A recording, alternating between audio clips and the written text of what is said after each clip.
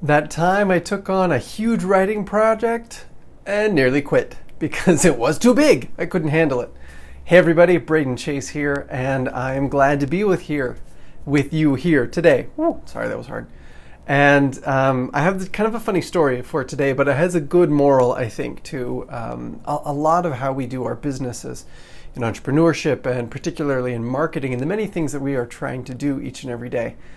So it's kind of embarrassing, but when I first got started as a copywriter and into marketing, one of the things I did is I went looking for jobs, right? And I found a particular job and I'm like, oh, sweet, this will be so easy. I know this topic. It was in financial markets and investing and stuff. And I've studied that a lot and I'm like, oh, I can do this.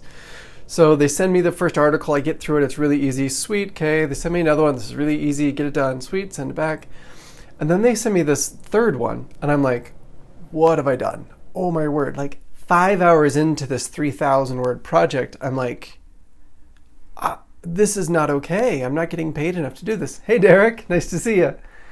And I'm just startled. I'm like, what am I going to do? I have other stuff to do. I have other projects. This isn't enough money to justify 4.5 hours on this 3,000 word project. What's going on? And it was really, really frustrating. And I'm like, I said I would do it. So I'm going to finish. And that was kind of a turning point with this particular situation because I was like, I'm just going to quit. I have other stuff to do, right? I'm going to be like, this is too hard. I don't want to do it. Go away. I'm just going to quit and walk away. But I didn't. I said, okay, I said I'm going to do this.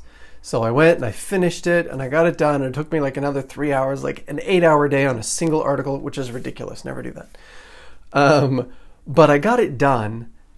And the value of it to me, even though I didn't actually get paid that much for that particular article, was that I realized that there was a particular block for me. There was a level of systems and structure that I didn't have, and I needed to build it. And that's kind of hit me across the face in a very kind of almost expensive way to sit down and be like, okay, I really need to build some systems here. I need to have a pattern on how to do that. And some of the patterns that I used in doing that were, instead of trying to type every single word, right, because this is copywriting, I switched into dictation. And where I would speak and I would say things. Luckily, my computer has a pretty good dictation software on it that I hadn't really used very much before. But I got on there and I started using it. Hey, Sergio. Nice to see you, bud. And I started using that dictation software, and it was kind of awkward at first, but I'm like, you know what? I'm typing, right, with my mouth at like 200 words a minute. Like, this is physically impossible for me to do if I were to actually type with my hands. This is kind of cool. And then as I got better at it, pronunciation, right, got a little bit better microphone so I could do that kind of dictation better.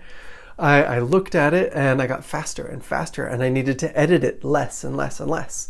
But you know, there's still little things that kept filtering through. I'm like, okay, now what do I got to do? Oh, hey, let's put on, hey, Sean, nice to see you.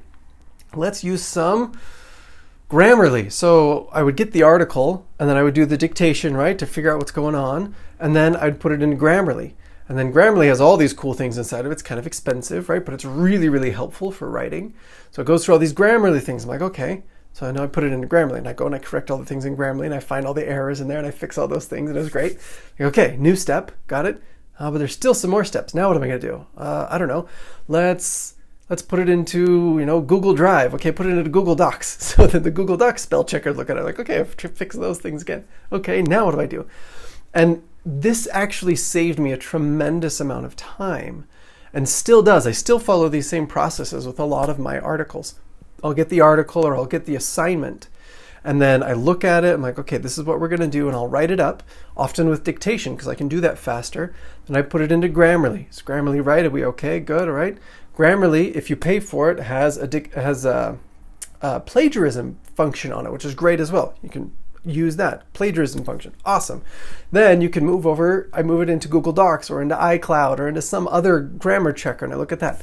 And the last thing that I do that really is a game changer, and a lot of people don't do this, and it surprises me. I really think it would be so helpful if more people did this when they're editing their stuff, is once I've polished and I've read it and I've reread it and it's been Grammarly'd and dictated and all these different things and it's been polished and polished and polished, I select all the text and then I do what's called a text to speech, where I can have the computer talk to me and it reads the words to me. So as I sit, I close my eyes and I listen. And I listen to this voice and I listen to my computer talk to me and tell me things. And through my ears, I process errors that I could not see before. I process awkwardness in expression that you can't read very well. And I'm able to catch things that no one else can catch, that I give it to other editors and I give it to other people and everyone's like, it's great, don't worry about it. But when I switch it to audio, I can hear things that can't be seen. And it's really powerful. And it's free because it's built into my computer and probably into your computer too. So it's a great tool to use. And all of this is just a set of systems. And this is something that I learned through hitting this huge project where I went, I can't spend this much time fixing all of these things and editing and editing and editing. And if you're going to school right now, you're probably going through this as you write your essays and you write your different things. You're editing and editing and editing and editing over and over and over again. You've got to build some systems. You've got to use some tools, use some of the technology, use some of the computer power that you have right in front of you to break out of this constant editing cycle where you're wasting way too much time doing things that just are not that helpful. So that's kind of my tip for today and my story. And this is a copywriting example, but the same thing applies to almost any project that you have or anything that you do, whether it's sports or business or family or relationships or cooking or whatever. You'll often hit levels and you'll work really hard and you'll hit a level and you're like, I can't get past this. More often than not, those limits are a lack of system, a lack of patterning, more than a lack of learning. I need to go learn more stuff. Not usually. Usually you need to find a system or systematize or structure something so that it can be more efficient. Okay? That helps a ton. Okay, guys, I hope that was helpful for all of you that you were here. And if you have any questions or any comments about this, please post underneath. I love to help people with writing, with their copywriting, with their advertising and anything that they're doing, particularly with marketing or funnels, a big thing that I do as well. And I hope you guys have a good day, and I'll talk to you later. Bye.